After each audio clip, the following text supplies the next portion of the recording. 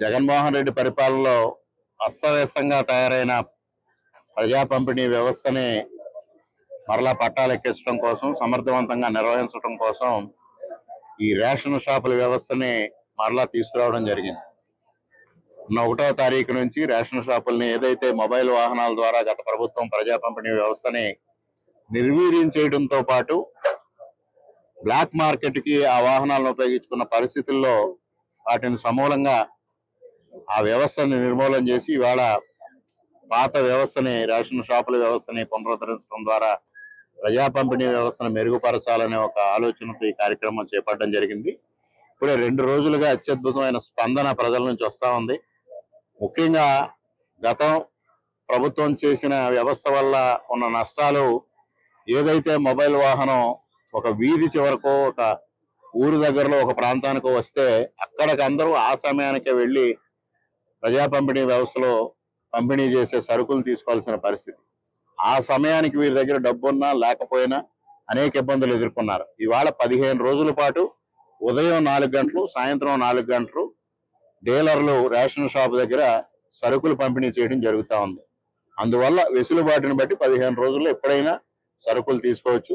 అదేవిధంగా వికలాంగులు కానీ, 65 సంవత్సరాలు దాటిన వృద్ధులు కానీ, లేదా ఇతర కారణాల వల్ల శారీరకంగా ఇబ్బందుల్లో ఉండి బయటికి కదలలేని పరిస్థితిలో ఉన్న వ్యక్తులకు కానీ, చిన్నపిల్లలకు కానీ నేరుగా రేషన్ సరుకులు ఇంటికే ప్రభుత్వం పంపిణీ చేయడం జరుగుతుందనేది ఈ సందర్భంగా తెలియజేస్తా ఉన్నా.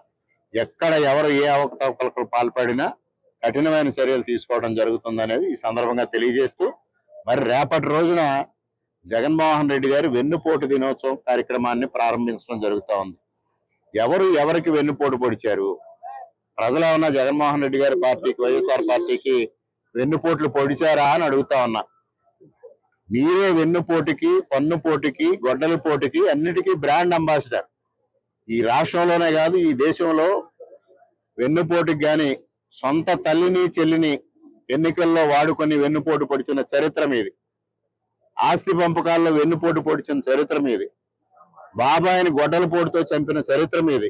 ప్రజలకి పన్నుపోటు మిగిల్చిన చరిత్ర మీది.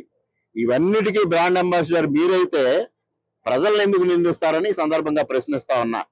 ప్రజలు మీ అరాచక పరిపాలనకి చరమగీతం పాడిన రోజు జూన్ 4వ తేదీ గత సంవత్సరం. మీ అరాచక పాలనకి, మీ విధ్వంస పాలనకి, మీ అపరిపక్వత పాలనకి చరమగీతం పాడి కూటమి ప్రభుత్వాన్ని తీసుకొచ్చి వాళ్ళు సుపరిపాలన దిశగా ముందుకు తీసుకెళ్లిన రోజు ఇది. చారిత్రాత్మకమైన రోజు.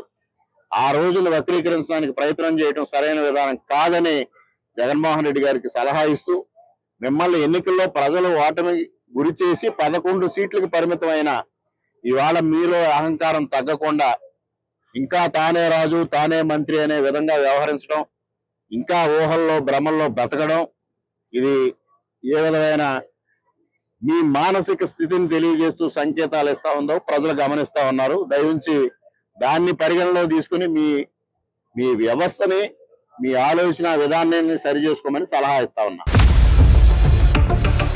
ఇండియా పాకిస్తాన్ తాజా అప్డేట్స్ కోసం డౌన్లోడ్ చేసుకోండి RTV లైవ్ యాప్.